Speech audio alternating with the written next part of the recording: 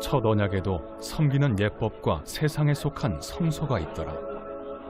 예비한 첫 장막이 있고 그 안에 등잔대와 상과 진설병이 있으니 이는 성소라 일컫고, 또 둘째 휘장 뒤에 있는 장막을 지성소라 일컫나니 금향로와 사면을 금으로 싼 언약궤가 있고 그 안에 만나를 담은 금항아리와 아론의 쌍난 지팡이와 언약의 돌판들이 있고 그 위에 속죄소를 덮는 영광의 그룹들이 있으니 이것들에 관하여는 이제 낱낱이 말할 수 없노라. 이 모든 것을 이같이 예비하였으니 제사장들이 항상 첫 장막에 들어가 섬기는 예식을 행하고, 오직 둘째 장막은 대제사장이 홀로 1년에 한 번 들어가되 자기와 백성의 허물을 위하여 드리는 피 없이는 아니하나니, 성령이 이로써 보이신 것은 첫 장막에 서 있을 동안에는 성소에 들어가는 길이 아직 나타나지 아니한 것이라.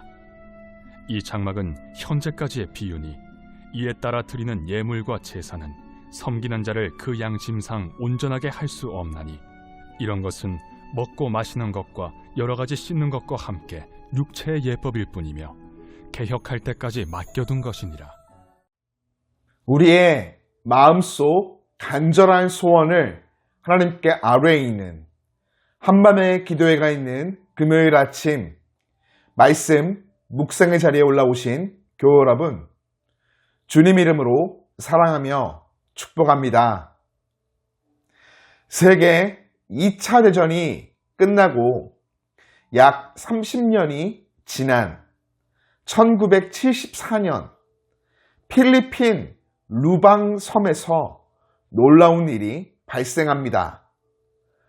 2차 대전이 끝났음에도 불구하고 전쟁이 끝난지 모르고 정글에 30여 년 숨어 살던 오노다라는 일본군 소위가 발견된 것이죠.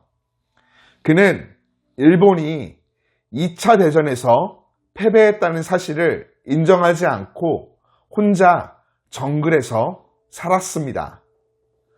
필리핀 정부에서 오노다 소위에게 전쟁이 끝났으니 항복하라는 선전물을 보내고, 심지어 오노다 소위의 가족들까지 찾아와 항복을 권유했지만 1974년이 될 때까지 혼자서 항복을 거부했죠. 세상이 바뀌었는데 오노다 소위는 명령이 없으면 산에서 내려갈 수 없다는 황당한 말만을 되풀이하며 정글에서 30년 동안 혼자 살았던 것입니다. 새로운 시대가 되었다면 그 시대에 따라 살아가야 합니다. 혼자서 옛것을 고집하면 시대에 뒤처지고 고립될 수밖에 없습니다. 오늘 히브리서 저자가 우리에게 전하고자 하는 핵심이죠. 옛 언약과 새 언약의 대조를 위해 저자는 옛 언약의 예법과 성소의 디자인을 독자들에게 상기시켜 줍니다. 이를 통해 옛 언약의 한계와 역할을 명시하며 새 언약을 마땅히 따라야 함을 강조합니다. 히브리서 저자는 옛 언약에 섬기는 예법과 성소가 있었음을 말합니다. 이는 옛 언약이 결코 허술하거나 가벼운 것이 아니었음을 보여주죠. 성막은 거룩한 장소라는 의미의 성소와 지극히 거룩한 장소라는 의미의 지성소로 구분되어 있습니다. 성소는 제사장들이 들어갈 수 있는 곳으로 등대와 상, 그리고 진설병이 차려져 있었습니다. 지성소는 일반 제사장들이 들어갈 수 없는 곳으로 오직 대제사장만이 들어갈 수 있었죠. 그곳에는 금향로, 만나를 담은 금 항아리, 아론의 쌍난 지팡이와 언약의 돌판들이 들어있는 언약궤가 있었고, 그 위에는 속죄소를 덮는 영광의 그룹들이 있었습니다. 저자는 이것들을 언급하며 낱낱이 말할 수 없다는 말로 성막에 대한 설명을 마무리합니다. 저자가 지금 말하고자 하는 바가 이것이 아닐 뿐더러 성막의 구조나 기물들을 상세히 설명하려면 상당히 길기 때문이죠. 그만큼 성막의 구조와 기물들은 하나님 말씀에 따라 정교하게 제작되었습니다. 하나님이 보여주시고 지시하신 대로 하나님이 지혜와 총명을 부어주신 사람들을 중심으로 정교하게 만들고 거룩하게 구별해서 세웠기 때문에 성막은 이 땅에서 하나님의 거룩하심을 반영하여 보여주는 특별한 장소였죠. 그럼에도 불구하고 히브리서 저자는 한계가 있었다 강조합니다. 아무리 지혜롭고 유능한 사람들이 하나님의 말씀을 따라 만든 거룩한 성막일지라도 우리를 온전함으로 인도할 수는 없었기 때문이죠. 더불어 여러 규칙과 제한을 하나님께서 두셨습니다. 엄격한 질서를 철저하게 지켜야 죄를 씻고 하나님 앞에 나아갈 수 있었죠. 이것은 곧 성막의 한계를 보여주는 것입니다. 성막에는 분명한 한계가 있었습니다. 하나님이 임재하시는 지성소에 함부로 들어갈 수 없었다는 것이죠. 대제사장만이 1년에 한 번 대속죄일에 들어갈 수 있었는데 그조차 자신과 백성의 허물을 위해 피를 드리지 않으면 불가능했습니다. 구약의 희생제물과 제사의 본질적인 한계가 어떠한지 히브리서 저자는 말하고 있는 것입니다. 이 모든 것들이 개혁할 때까지 맡겨둔 한시적인 것이라는 것이죠. 히브리서 저자는 옛 언약의 이런 한계를 분명히 인식함으로써 지성소로 나아가도록 하는 새 언약의 필요성을 명확히 보여줍니다.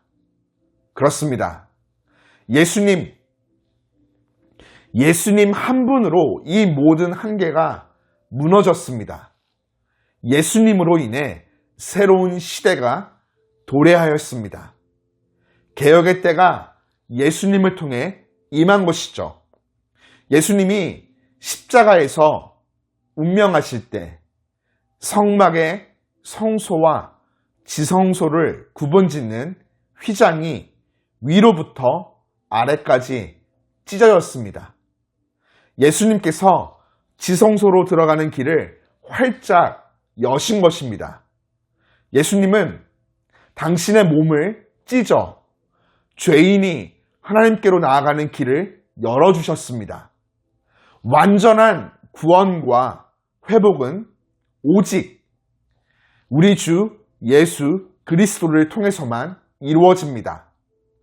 성도된 우리는 예수님의 보혈을 의지해 은혜의 보좌 앞으로 나아가 이 놀라운 복을 얻고 누리고 있습니다. 사랑하는 교우 여러분, 우리는 새 언약의 시대, 개혁의 때를 살아가는 새 언약 백성입니다.